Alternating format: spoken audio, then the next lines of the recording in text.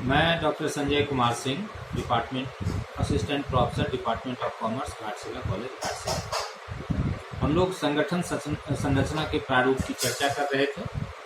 पिछली चर्चा में हम लोगों ने लाइन ऑर्गेनाइजेशन और लाइन एंड स्टाफ ऑर्गेनाइजेशन की चर्चा की।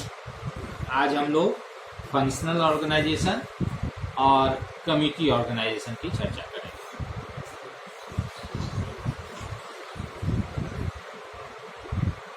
ज्यों-ज्यों संगठन का आकार बढ़ता जाता है, उपक्रम का आकार बढ़ता जाता है, तो वैसे उपक्रमों में, छोटे उपक्रमों में हमें लाइन ऑर्गेनाइजेशन उपयुक्त होता है। उससे जब थोड़ा बड़ा आकार होता है तो वहाँ पे लाइन एंड स्टाफ ऑर्गेनाइजेशन उपयुक्त होता है। और फिर जब उससे भी आकार जब बढ़ता है तब हमको फंक्शनल ऑर्गेनाइजेशन की आवश्यकता होती है। यह उपयुक्त होता है अपेक्षाकृत बड़े आकार के संगठन के लिए। प्रायः देखने को हमको जो कुछ बृहद आकार के उपक्रम होते हैं वहां पर हमको फंक्शनल ऑर्गेनाइजेशन देखने को मिलता है। इस संगठन प्रारूप के अंतर्गत स्टाफ विशेषज्ञ का कार्य क्षेत्र मात्र परामर्श करना नहीं होता है, बल्कि अपने विशिष्ट क्षेत्र में योजना को कार्यान्वित करने के लिए उसे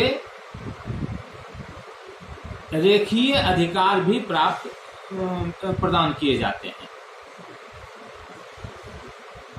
जैसे हम लोगों ने लाइन ऑर्गेनाइजेशन में पढ़ा था कि वहां पे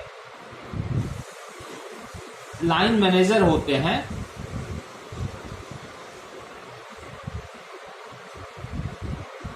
छोटे आकार का होता है और वहीं से आदेश निर्गत होता है, वहीं से निर्देश निर्गत होता है और वहीं से कंट्रोल होता है। लेकिन जब आकार थोड़ा बड़ा होता है तो हमको विशेषज्ञ के परामर्श की आवश्यकता होती है और इसलिए हम लोग लाइन ऑर्गेनाइजेशन में स्टाफ की बात हम लोग करते हैं और उसमें विशेषज्ञ की राय लेने के लिए एक विशेषज्ञ को डाल देते हैं, इसलिए उसको हम लोग लाइन एंड स्टाफ ऑर्गेनाइजेशन कहते हैं। लेकिन फंक्शनल तो उस दोनों में क्या होता है कि जब हम लाइन एंड स्टाफ ऑर्गेनाइजेशन में जब हम रहते हैं, उस तरह का संगठन लेकर प्रारूप लेकर के चलते हैं, तो उसमें हमारे पास एक लाइन मैनेजर होता है, रेखीय प्रबंधक होता है, जिसको परामर्श देना इस विशेषज्ञ का काम होता है। वह जिस क्षेत्र का वह विशेषज्ञ है वह अपने क्षेत्र का परामर्श लाइन मैनेजर को देता है और उसको इम्प्लीमेंट करने का काम लाइन मैनेजर को होता है। लेकिन फंक्शनल फॉर्म ऑफ ऑर्गेनाइजेशन जो होता है, इसमें जो है वह सिर्फ विशिष्ट क्षेत्र में योजना को क्रियान्वित करने के लिए उसको रेखीय अधिकार भी, जो लाइन मैनेजर का जो अधिकार होता है उस तरह का अधिकार उसको भी प्रदान किया जाता है। उसका काम सिर्फ परामर्श देना नहीं होता है। यानी कि यह जो है सो रेखीय प्रबंध में अगर हम विशेषज्ञ को इम्प्लीमेंटेशन का अधिकार प्रदान कर देते हैं तो यह हमारा फंक्शनल फॉर्म ऑफ ऑर्गेनाइजेशन हो जाता है। जहां शुद्ध रेखा संगठन में स्टाफ विशेषज्ञों का नाम मात्र प्रयोग किया जाता है तथा रेखा स्टाफ संगठन में कुछ कार्यों में विशिष्टि-करण के लिए परामर्शदाता के रूप में स्टाफ का प्रयोग किया जाता है, विशेषज्ञ का प्रयोग किया जाता है। वहीं कार्यात्मक संगठन में स्टाफ विशेषज्ञों को रेखीय अधिकार यानी लाइन मैनेजर्स का जो पावर है वह अधिकार उसको प्रदान किया जाता है। वे अपनी योजना को कार्यान्वित करने के लिए विभिन्न विभागीय अधिकारों व कर्मचारियों को सीधे अपने नाम से आदेश प्रेषित कर सकता है। इस प्रकार कार्यात्मक संगठन के अंतर्गत आदेश की एकात्मकता का सिद्धांत टूट जाता है, क्योंकि इससे पहले जो हम लोग पढ़े हैं लाइन एंड स्टाफ ऑर्गेनाइजेशन में कि विशेषज्ञ जो है, स्टाफ जो है, वह लाइन मैनेजर को परामर्श देता है और उस परामर्श के आधार पर लाइन मैनेजर अपने सबऑर्डिनेट को आदेश निर्गत करता है। तो वहां आदेश देने का जो है वह एक ही जगह है, जो उसका बॉस है वह उसको आदेश दे सकता है। इसलिए आदेश की एकात्मकता है कि एक ही जगह से आदेश आएगा सबऑर्डिनेट को और सबऑर्डिनेट जो है उसी बॉस के प्रति जिसके द्वारा आदेश निर्गत किया गया है उसी के प्रति वह अकाउंटेबल होगा, उत्तरदायी होगा। किंतु यहां पर क्या होता है कि कार्यात्मक संगठन में आदेश देने का अधिकार उस विशेषज्ञ को भी हो जाता है, लाइन मैनेजर के पास तो है ही, उसके साथ साथ उसका जो परामर्श है उसको क्रियान्वित करने के लिए वह भी नीचे के अधिकारियों को परामर्श देते हुए, लाइन मैनेजर को परामर्श देते हुए उसको कार्यान्वित करने के लिए नीचे के कर्मचारियों को आदेश प्रेषित कर सकता है और करता है। इसलिए यहाँ पर जो है ये जो आदेश की एकात्मकता का सिद्धांत है वह टूट जाता है और विभागीय कर्मचारियों को विभागीय प्रबंधक तथा विशेषज्ञ दोनों के आदेशों का पालन करना होता है और दोनों के प्रति वह जवाबदेह हो जाता है। इसके अंतर्गत इसकी जो संरचना होती है उसमें क्या होता है, सबसे ऊपर में संचालक मंडल, बोर्ड ऑफ डायरेक्टर्स, उसके नीचे में प्रबंध संचालक, मैनेजिंग डायरेक्टर, और फिर उसके नीचे जो है पहले हम लोग देखते थे कि जैसे उत्पादन प्रबंधक है तो उत्पादन प्रबंधक के अंतर्गत ही आ गया प्लांट सुपरिटेंडेंट, सुपरवाइजर और फिर उसके नीचे श्रमिक। अब यहाँ पर प्रबंध संचालक के नीचे जो है ये जो विशेषज्ञ का है इसका भी डिपार्टमेंट्स होगा, जैसे मान लीजिए पर्सनल डिपार्टमेंट, प्रोडक्शन डिपार्टमेंट,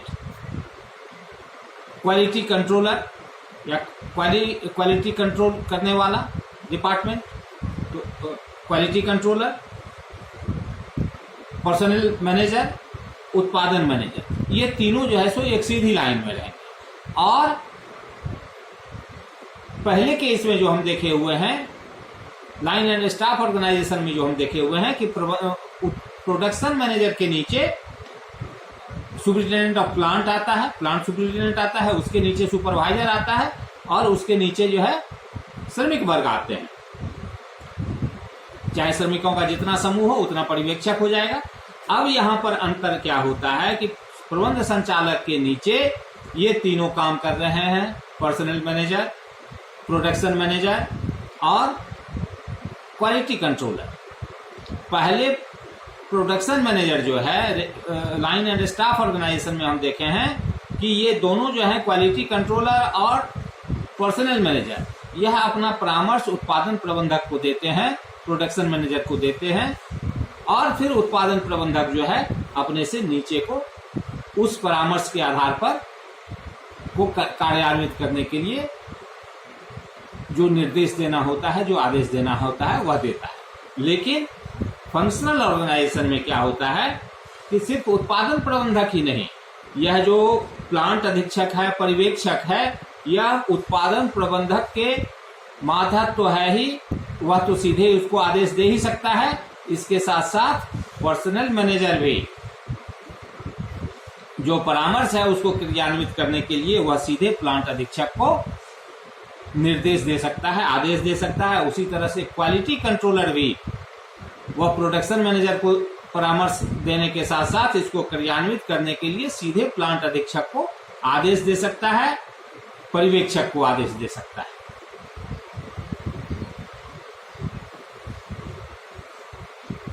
जबकि यहाँ पे पर्सनल मैनेजर और क्वालिटी कंट्रोलर को प्रबंध संचालन ने स्टाफ विशेषज्ञ के रूप में माना है, लेकिन इसके बावजूद भी उनके अपने अपने विशिष्ट क्षेत्र में उत्पादन विभाग के प्लांट अधीक्षक, पर्यवेक्षक व श्रमिकों के साथ लाइन रिलेशन हो जाता है।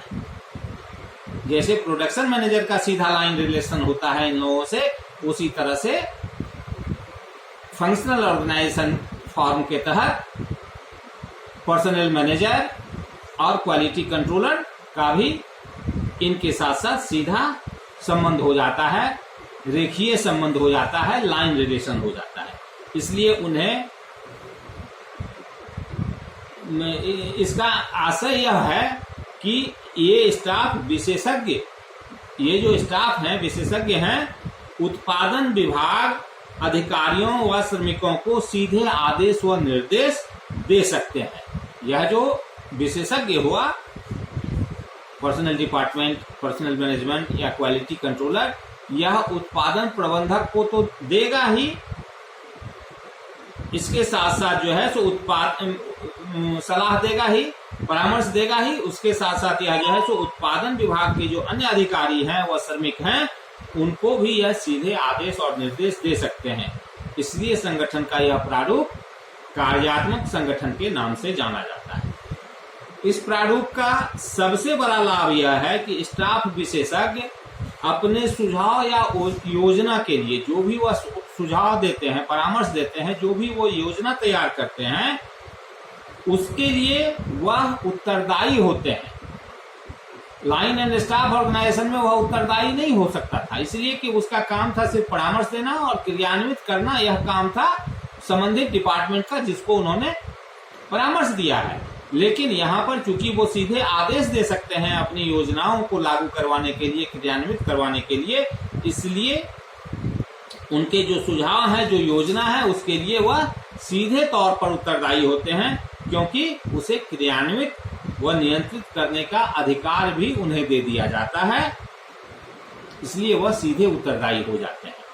इसके अतिरिक्त परिचालन, ऑपरेशन या उत्पादन विभाग के अधीनस्थ अधिकारियों व कर्मचारियों को सीधे विशेषज्ञ द्वारा पथ प्रदर्शन मिलना संभव होता है। सीधा जो है सो निर्देश मिलना संभव होता है, गाइडेंस मिलना संभव होता है।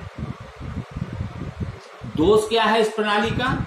तो इसमें परिचालन विभाग के कर्मचारियों को आदेश प्रदान करने वाले एक से अधिक अधिकारी या प्रबंधक हो जाते हैं और आदेशों का पालन करने में कर्मचारियों को कठिनाई होने लगती है, क्योंकि कभी कभी आदेश विरोधाभासी भी होते हैं। क्योंकि एक से ज्यादा आदमी पदाधिकारी हो जाते हैं आदेश निर्गत करने वाले, आदेश देने वाले। पहले तो उसको सिर्फ जिस डिपार्टमेंट के अंदर वह काम करता है उस डिपार्टमेंट का मैनेजर उसको आदेश देता था, क्रियान्वयन का काम मैनेजर का होता था, और ये विशेषज्ञ या स्टाफ का काम परामर्श देना होता था। अब यहाँ पर है कि वह परामर्श के साथ साथ अपनी योजनाओं को और परामर्श को लागू करवाने के लिए उसको क्रियान्वित भी वह करता है, इसलिए वह आदेश पारित कर सकता है। तो आदेश देने वाले उस संबंधित विभाग के प्रबंधक के अतिरिक्त इस विशेषज्ञ को भी आदेश का पालन करना होता है। इससे क्या होता है कि उसको आदेशों का पालन करने में कर्मचारियों को कठिनाई होने लगती है, और कभी कभी तो ऐसा होता है कि प्रोडक्शन मैनेजर कुछ आदेश दे रहे हैं और पर्सनल मैनेजर कुछ आदेश दे रहे हैं, क्वालिटी कंट्रोलर कुछ आदेश दे रहे हैं। इन आदेशों में एक रूपता नहीं रहती है, विरोधाभास रहता है। इस वजह से कर्मचारियों को इन आदेशों को पालन करने में, पूरा करने में काफी कठिनाई होती है। चौथा है समिति संगठन। फंक्शनल ऑर्गेनाइजेशन के बाद कमिटी ऑर्गेनाइजेशन, समिति संगठन। समिति संगठन का अर्थ है कि ऐसी संगठन संरचना से है जिसमें कुछ निश्चित कार्यों को करने के लिए दो या दो से अधिक व्यक्तियों का समिति गठित किया जाता है, गठन कर दिया जाता है, जिसमें दो या दो से अधिक व्यक्ति होते हैं। और यह समिति के जो सदस्य हैं उसमें से ही किसी एक व्यक्ति को उस समिति का अध्यक्ष बना दिया जाता है, चेयरमैन बना दिया जाता है। यह समिति अस्थायी अथवा अस्थायी दोनों तरह की हो सकती है। किसी काम विशेष के लिए, किसी खास पर्पस के लिए कोई समिति गठित की गई और वह पर्पस जैसे ही पूरा हुआ समिति समाप्त हो गई, तो इसको अस्थायी समिति कहेंगे। और एक जो है सो अस्थायी सभी दिन के लिए, जो किसी भी तरह की कोई बात होगी तो उसमें वह समिति जो है सो अपना देखेगी, वो अस्थायी समिति होगी। समिति संगठन वास्तव में रेखा एवं स्टाफ संगठन का बढ़ा हुआ रूप है। ये जो लाइन एंड स्टाफ ऑर्गेनाइजेशन है, इसका ही विस्तृत रूप है, जिसमें प्रबंध के विभिन्न स्तरों पर, प्रबंध के जो अलग अलग लेवल्स हैं, top management, middle management and line management, या फर्स्ट लाइन मैनेजमेंट या लोअर मैनेजमेंट के विभिन्न स्तरों पर ये जो लाइन मैनेजर्स या स्टाफ प्रबंधक विशेषज्ञ जो के स्थान पर एक समिति कार्य करती है। डिसीजन मेकिंग का काम यह समिति करती है। समिति संगठन प्रारूप सरकारी एवं गैर सरकारी दोनों ही तरह के उपक्रमों में, दोनों ही क्षेत्रों में लागू होती है, इसको लाया जा सकता है। व्यावसायिक उपक्रमों में, समिति संगठन में, व्यावसायिक हो या गैर व्यावसायिक, जैसे आपका विश्वविद्यालय है, महाविद्यालय है, गैर व्यावसायिक है, तो इसमें जो है सो विभिन्न समितियों का गठन किया जाता है। जैसे वित्त समिति हुआ, प्लानिंग कमेटी हुआ, शोध रिसर्च कमेटी हुआ, गुण नियंत्रण समिति हुआ, उत्पादन समिति आदि हो सकती है। इसमें से कुछ जो है सो व्यावसायिक उपक्रमों में होगी और कुछ जो है सो दोनों ही उपक्रमों में होगा। जैसे वित्त समिति आपके विश्वविद्यालय में भी होता है, आपके महाविद्यालय में भी होता है और व्यावसायिक संगठनों में भी होता है। समिति संगठन में समितियां कार्यकारी अथवा मात्र परामर्शदात्री दोनों ही हो सकती है, या कार्यकारी भी हो सकता है, फंक्शनल भी हो सकता है और सिर्फ परामर्श देने वाला भी हो सकता है। वैसे सामान्यतया समितियां परामर्शदात्री प्रकृति की ही होती हैं और इसी प्रकृति की गठित की जाती हैं, जिसका काम होता है कि किसी खास मुद्दे पर, किसी खास विषय पर वह समिति अपना परामर्श देती है और उसको क्रियान्वित करने का भार संबंधित अधिकारी को होता है। जो कार्यकारी प्रबंधक को यह सिर्फ अपना परामर्श प्रदान करती है तथा विभिन्न कार्यों का समन्वय भी करती है, कोऑर्डिनेशन भी करती है। वैसे इस समिति को विभिन्न विभागों से आंकड़े तथा सूचनाएं प्राप्त करने, सुझाव मांगने का अधिकार होता है। कारण है कि कोई भी समिति जो किसी निर्णय पर पहुंचेगी तो उसके सामने पहले तथ्य होना चाहिए, जिस तथ्य को विश्लेषण करके वह किसी निर्णय पर पहुंचेगी। तो इसके लिए उसके पास पहले का जो आंकड़ा है वह आंकड़ा चाहिए, सूचनाएं चाहिए और उन आंकड़ों और सूचनाओं को विश्लेषित कर वह जो है अपना सुझाव दे सकता है। साथ साथ वह संबंधित व्यक्ति से सुझाव ले भी सकता है। इन समितियों का मुख्य उद्देश्य जो है संबंधित व्यक्तियों की बुद्धि का एकीकरण है। समिति जो बनती है उसका मुख्य उद्देश्य जो है उससे संबंधित जितने व्यक्ति हैं, उस कार्य से संबंधित जो व्यक्ति हैं, उन सबों की बुद्धि को, सबों के बुद्धि में से जो पॉजिटिव है, जो अच्छी चीज है, उस सबों को एक जगह एकत्रित करना, एकीकरण करना है। जैसे नए उत्पाद समिति में मान लीजिए किसी नए उत्पाद को लाने की जब बात हो रही है, बनाने की बात हो रही है, तो उस तरह की समिति में निर्माणी, मैन्युफैक्चरिंग, इंजीनियरिंग, मार्केटिंग तथा वित्त विभागों के विशेषज्ञ नियुक्त किए जाएंगे। किसी नए उत्पाद को बनाने की बात हो रही है तो उसमें जो है सो निर्माण क्षेत्र से इंजीनियरिंग, इंजीनियर्स को, उसके साथ साथ उसका मार्केटिंग कैसे होगा, हो सकता है कि नहीं हो सकता है, क्या संभावनाएं हैं, तो मार्केटिंग विशेषज्ञ को, और उसमें क्या वित्त लगेगा, क्या फाइनेंस होगा, उसकी कितनी आवश्यकता होगी, उसका कैसे जुगाड़ होगा, किस तरह से होगा, उसका कॉस्ट क्या होगा, वित्त का कॉस्ट क्या होगा, फाइनेंस कॉस्ट क्या होगा। तो ये सब तरह से मटेरियल कॉस्ट के अतिरिक्त उसमें जो है सो ये कॉस्ट भी जुटेगा ना, फाइनेंस कॉस्ट भी जुटेगा, तब उसका मूल्य निर्धारण होगा। तो ये सब करने में, फाइनेंस को जुटाने में जो हमको कॉस्ट लगता है, जो उसके लिए हमको पे करना पड़ता है, जैसे हम कहीं से बोरोड कैपिटल लाते हैं तो उसके लिए कितना हमको इंटरेस्ट लगेगा, क्या कमीशन लगेगा, नहीं होगा, तो ये सारा चीज वित्त विभाग, तो ये सारे विशेषज्ञ मिलकर के उस कमेटी के सदस्य बनाए जाते हैं और ये सारे विशेषज्ञ मिलकर के अपना निर्णय कायम करते हैं और सुझाव तैयार करते हैं, परामर्श तैयार करते हैं।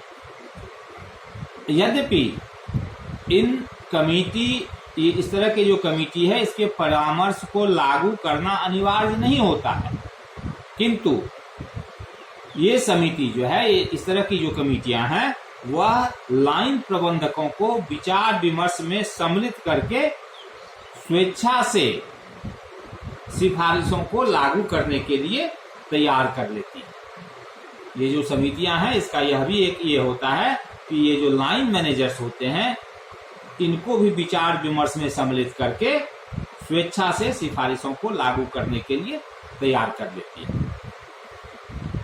इस समिति संगठन का जो है कमिटी ऑर्गेनाइजेशन जो है, इसके लाभ क्या है? सामूहिक तो पहला है कि सामूहिक निर्णय अधिक बुद्धिमत्तापूर्ण व सही होता है। चूंकि 2 से ज्यादा आदमी मिलकर के कोई निर्णय लेता है, इसीलिए इसके हर बिंदु पर सूक्ष्मता से डिस्कशन किया जाता है, जिससे जो है वह निर्णय जो होता है वह अधिक वाइज डिसीजन होता है और सही डिसीजन होता है। दूसरा होता है समिति सहभागिता के सिद्धांत पर कार्य करती है, अतः निर्णय प्रभावी होते हैं तथा दिल से कार्यान्वित किए जाते हैं।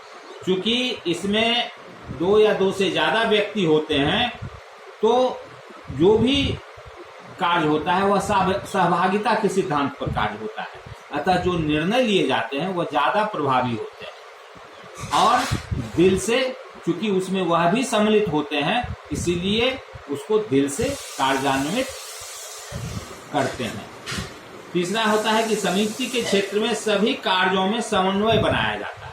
ये जो समिति निर्णय लेती है किसी चीज का, तो पहले वह सभी कार्यों में कोऑर्डिनेशन स्थापित करती है, कोऑर्डिनेट करती है उसको, उसके बाद उसमें समन्वय स्थापित करके ही कोई निर्णय लिया जाता है। ऐसा नहीं कि मोनोपोली चलती है, एकाधिकारिक ढंग से कोई निर्णय लिया जाता है, ऐसा नहीं होता है। समिति के निर्णय आंकड़ों तथा ठोस सूचनाओं के विश्लेषण पर आधारित होने के कारण अधिक प्रभावी तथा व्यवहारिक होते हैं। समिति का जो निर्णय होता है, इसके लिए हम पूर्व के जो आंकड़े हमारे पास होते हैं, जो सूचनाएं होती हैं, इन सबों का विश्लेषण किया जाता है और उस विश्लेषण पर यह आधारित होता है, उस आधार पर यह जो है सो निर्णय लिया जाता है। विश्लेषण के आधार पर निर्णय लिए जाने के कारण यह अधिक प्रभावी तथा व्यवहारिक भी होता है, प्रैक्टिकल होता है। 5वां है समिति संगठन व्यावसायिक उपक्रमों में प्रजातांत्रिक भावना को विकसित करने में सहायक होता है। जैसा कि पहले भी हम बताए कि यह व्यावसायिक उपक्रम में जो है, चूंकि 2 से अधिक व्यक्ति मिलकर के कोई फैसला लेते हैं, सभी अपनी अपनी राय रखते हैं और इसमें ऐसा नहीं होता है कि कोई एक आदमी जो है वह अपनी बात को मनवा करके रिजोल्यूशन लेकर के बात को खत्म कर देगा। ऐसा नहीं होता है जब तक कि उसमें सहमति, आपसी सहमति न बने और अगर कहीं कोई मतभिन्नता होती है तो बहुमत होना आवश्यक होता है। इसलिए यह प्रजातांत्रिक भावना को विकसित करने में भी सहायक होता है। इस तरह का संगठन का स्वरूप जो होता है।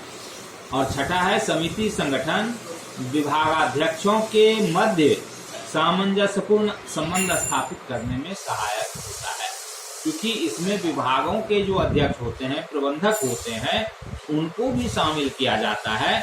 इसीलिए यह जो है सो सभी विभागों के बीच एक सामंजस्य स्थापित करने में, एक तालमेल का संबंध स्थापित करने में, सामंजस्यपूर्ण संबंध स्थापित करने में सहायक होता है। अब इसकी हानियां क्या है, दोष क्या है, डिसएडवांटेजेस क्या है, डिमेरिट्स क्या है? तो समिति संगठन में कई व्यक्तियों के होने के कारण निर्णय लेने में विलंब हो जाता है, क्योंकि 1 से ज्यादा व्यक्ति होते हैं, इसीलिए निर्णय लेने में सारी प्रक्रिया को पूरा करने में देरी होती है, जिस कारण की निर्णय लेने में विलंब होता है, देरी होती है। दूसरा है समिति संगठन में आक्रामक प्रकार के व्यक्ति अपना निर्णय थोपने में सफल हो जाते हैं, क्योंकि वे अन्य लोगों को विवेक का प्रयोग नहीं करने देते। कभी कभी क्या होता है कि एकाध ऐसे व्यक्ति उसमें शामिल हो जाते हैं जो कि ऑफेंसिव स्वभाव के होते हैं और आक्रामक व्यक्तित्व होने के कारण वह अपना निर्णय थोपने में सफल हो जाते हैं, क्योंकि वे अन्य लोगों को, दूसरे जो लोग हैं, दूसरे जो सदस्य हैं, उनको मौका नहीं देते हैं अपने विवेक का प्रयोग करने का, अपनी राय रखने का। वह अपनी राय रख के और उसको जबरदस्ती मनवाने का प्रयास करते हैं। कभी कभी ऐसा हो सकता है और होता है। तीसरा है समिति यदि मात्र परामर्शदात्री है, सिर्फ परामर्श देने वाला है, यह समिति सिर्फ परामर्श दे सकती है, तो उनके प्रयास सामान्यतया निरर्थक जाते हैं। कार्यकारी व्यक्ति उनके परामर्श पर अमल नहीं करना चाहता। कभी कभी क्या होता है कि ये तो सिर्फ परामर्शदात्री बॉडी है, सलाह देने वाली बॉडी है, तो यह जो सलाह देता है वह निरर्थक हो जाता है, क्योंकि जो कार्यकारी व्यक्ति है, जो उसको लागू करने वाला है, जो उसको क्रियान्वित कर सकता है, वह व्यक्ति उनके परामर्श पर अमल नहीं करता है, उसको साइड बाई कर देता है। चौथा होता है समिति के निर्णय बहुमत से होते हैं, अतः अल्पमत के सुझाव चाहे वे ठोस हों, प्रभावहीन हो जाते हैं। प्रजातांत्रिक ढांचा में सबसे बड़ा दोष यह होता है कि कभी कभी गलत बातों में भी बहुमत बन जाता है और अच्छी बातें जो है सो अल्पमत में रह जाती हैं। ऐसी अवस्था में बहुमत को प्रधानता देते हुए वही निर्णय लिया जाता है जो बहुमत चाह रहा है, और बहुमत अगर कभी गलत निर्णय मतलब उसका सुझाव अगर गलत हो जाता है और अल्पमत की अच्छी सुझाव जो है, जो ठोस भी हैं, जो लाभदायक हैं, वह सुझाव नहीं आ पाता है बहुमत के हिसाब से। जो बहुमत का कमजोर सुझाव होता है वह आ जाता है। इससे क्या होता है कि अल्पमत के जो वो ठोस सुझाव हैं वह प्रभावहीन हो जाते हैं। पांचवा है समिति संगठन में किसी एक व्यक्ति पर उत्तरदायित्व नहीं होने के कारण उत्तरदायित्व की भावना का अभाव पाया जाता है। क्योंकि कोई भी जो निर्णय होता है वह किसी एक व्यक्ति के नाम से नहीं होता है, वह कमिटी के नाम से होता है। इसलिए कोई एक व्यक्ति उसके लिए रिस्पॉन्सिबल नहीं होता है, पूरा समिति होता है, पूरी कमिटी उसके लिए जिम्मेवार मानी जाती है। इसीलिए व्यक्तिगत रूप से कोई भी आदमी मतलब उसके लिए उत्तरदायी नहीं होता है, और यह जो भावना होती है कि सिर्फ अभी उत्तरदायी नहीं है, यह उत्तरदायित्व की भावना लोगों में पनपने नहीं देती है, और जिस कारण कि बहुत जगह पर लोग गलत बातों का भी समर्थन कर देते हैं, चुप हो जाते हैं, वो विरोध नहीं करते। Thank you.